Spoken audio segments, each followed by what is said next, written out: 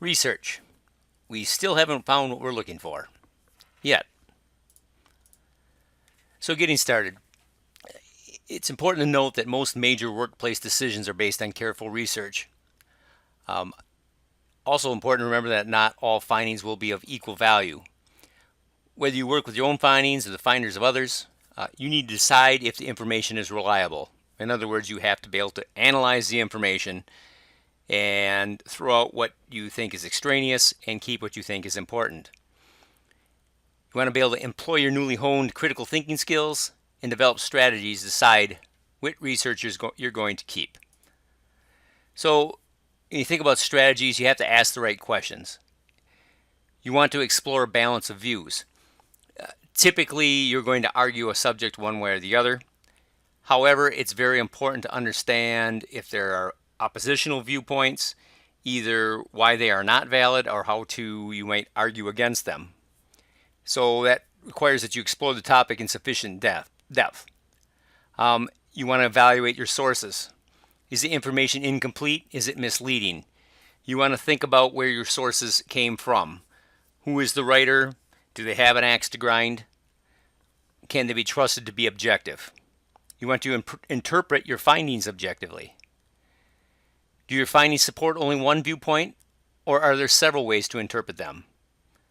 Don't try to force a definite conclusion.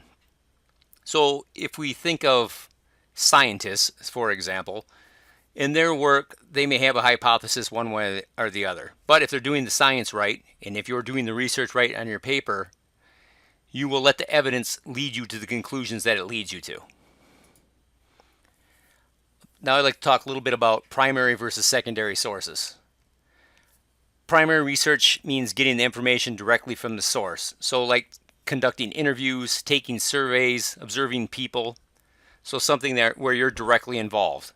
Secondary research, which is most of the research that you'll be looking at, means getting information secondhand. So you read what other research have compiled in books, articles in print, or more popular now, online sources. The vast majority of online sources, of course, would be considered a secondary source. I strongly encourage you in your research to start online. That is the most convenient. It is the source with the most information that's readily available, and it's also the easiest to vet. You can cross-reference it quite easily. So when you look at various online sources, you want to use a couple basic tools: subject directories and search engines. Subject directories are indexes compiled by editors who sift through websites. Stuff like Yahoo Directory, About.com, Internet Public Library. Search engines, of course, are things like Google, Yahoo, Bing. They scan for websites containing keywords. Typically, I use search engines, and I even spend a lot of time, if I want to at least start research, I'll look at Wikipedia. There are people that tell you that, well, Wikipedia isn't reliable, but it's as reliable as any other source in the respect that oftentimes in Wikipedia, for example, you can look at the bottom, you can find cross-reference sources, and you can validate your data. So you should, though, expect limited results from any one search engine or subject directory. You want to select keywords or search phrases that are varied and technical rather than general. In other words, you need to learn to search. What kind of questions do you need to ask? What kind of language do you need to use? You want to drill down to the appropriate level specificity when using a directory. You want to consider domain type. You want to identify the site's purpose and sponsor. A lot of times, sites will sound one way, but really that the language that they use in their title or the language that they use to draw people in is a little bit deceptive. You want to assess the currency of the site. If it's something that's 15 years ago and you're talking about current trends in your business, it's probably not valid. You want to assess the author's credentials and assertions. This may take a little cross-referencing, but frankly speaking, if you cross-check your research, you probably will not be misled.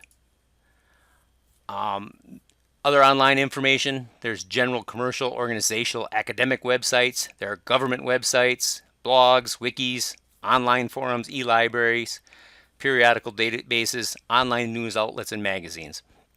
All of them can be valid, provided they're vetted. By vetted, I mean if you are somewhat skeptical about something or the information that you have, then you need to cross-reference it and be able to prove that you have actual evidence. There are also, as I call them, old-timey hard copies. They're books and periodicals in all libraries around, reference works. And then there's something called gray literature. And these are materials that are unpublished or not typically cataloged. I have unpublished government documents, but typically if someone would use this, and it's unlikely, but just letting you know that the opportunity is there, a lot of times it will be like doctoral thesis. So we talk a little bit, since we talked about secondary sources, I'll talk a little bit about primary sources. Typically, in a typical research paper in an English class, you won't use too many primary sources, though I have had students in the past do that. Primary sources, once again, are things like unsolicited inquiries, letters, phone calls, emails. Interviews, typically, if someone is going to use primary source, that's where they use it. They interview someone who's a subject matter expert. You can do surveys, and of course, observations and experiments.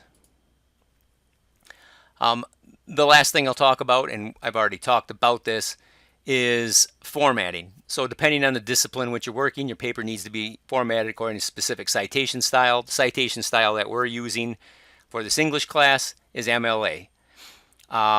If you are in a science class or something science related, you use APA, history, Chicago style, and etc. And there are more. The point being with all of these, and we'll be talking specifically to MLA, but it applies to all of them, is that there are a number of resources that will help you with your formatting. I've already talked about how Microsoft Word can do that. If you think about things like in-text citations, works cited, that sort of thing, Word can help you. Purdue OWL is a very good resource. EasyBib is a good resource. Frankly speaking, if it were me and I knew nothing about it, I would go to YouTube, punch in, how do I format a paper? How do I do in-text citations in MLA format? There's somebody on YouTube, they'll show you how to do it. And there are many more. The important thing to know is how to utilize these resources in a way that's both efficient and, most importantly, accurate.